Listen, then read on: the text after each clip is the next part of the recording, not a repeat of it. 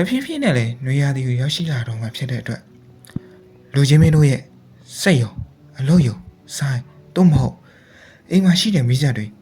စက္ကန့်နဲ့ချိုးယွင်းပြီးကုန်ကြစိတ်မများရလေအောင်ဘလို့တွေမိန်တိုင်းနဲ့လုပ်ရမလဲဆိုတော့ဒီနေ့ပြောပြပေးတော့ပါပဲဖြစ်ပါတယ်ကျွန်တော်တို့လူမျိုးအများစုကစက်တွေကိုခိုင်းလို့ရသမျှနောက်ဆုံးအခြေအနေထိခိုင်းစားတတ်ကြပါတယ်နောက်ဆုံးပျက်စီးတော့မှသာရေးပေါ်နေနဲ့ပြုပြင်တတ်ကြပါတယ်အလုံးစုံပျက်စီးတော့မှပြုပြင်တာထက်ကြိုတင်ပြီးတော့မိန်တိုင်းနဲ့လှုပ်ထားတာကပိုပြီးထိရောက်မှုရှိတဲ့ပြင်လူချင်းမင်းတို့အတွက်ကုန်ကြစီတွေအများကြီးပုံမှုတက်တာစေပါတယ်ပထမဆုံးနံပါတ်1အနေဖြင့်လူချင်းမင်းတို့မီးစက်မှရှိတဲ့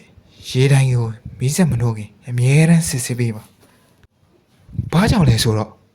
ရေတိုင်းပေါက်ပြဲပြီးရေရောနဲနေလားရေတိုင်းပိုက်တွေပဲပြုတ်ထွက်နေလားဆိုတော့အမြဲတမ်းစစ်ဆေးတင်ပါတယ်ဒါကို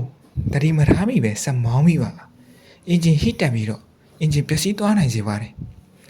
နောက်ပြီးလူကြီးမင်းတို့အတွက်ကုန်ကြစီတဲ့ပုံမှုများသွားနိုင်စေပါတယ်နံပါတ်1ကတော့လူကြီးမင်းတို့ရဲ့မီးစက်မှရှိတဲ့အင်ဂျင်ဝိုင်းကိုအမြဲတမ်းစစ်ဆေးတင်ပါတယ်အင်ဂျင်ဝိုင်းကြီးယွန်နေပြီလားအင်ဂျင်ဝိုင်းကြီးကျဲနေပြီလားဒါမှမဟုတ်အင်ဂျင်ဝိုင်းကြီးမဲနေနေပြီလားဆိုအမြဲတမ်းစစ်ဆေးတင်ပါတယ်မီးစက်နိုးတဲ့အချိန်များရင်တော့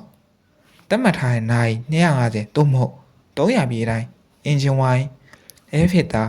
ဒီဇယ်ဖစ်တာအင်ဂျင်ဝိုင်းဖစ်တာများကိုလဲလှယ်ပေးတင်ပါတယ်နောက်ပြီးအင်ဂျင်မျိုးစားပုံမူတည်ပြီးတော့အင်ဂျင်ဝိုင်းအမျိုးအစားတွေလည်းအများကြီးရှိပါသေးတယ်ရေသွင်းညံဖြစ်တဲ့အင်ဂျင်ဝိုင်းတွေကိုသာအသုံးပြုမိမယ်ဆိုရင်တော့လူချင်းမဲမှာရှိတဲ့မီးစက်ရဲ့တက်တန်းတိုးလာမယ်အပြင်အင်ဂျင်တွေဟစ်တက်လာမယ်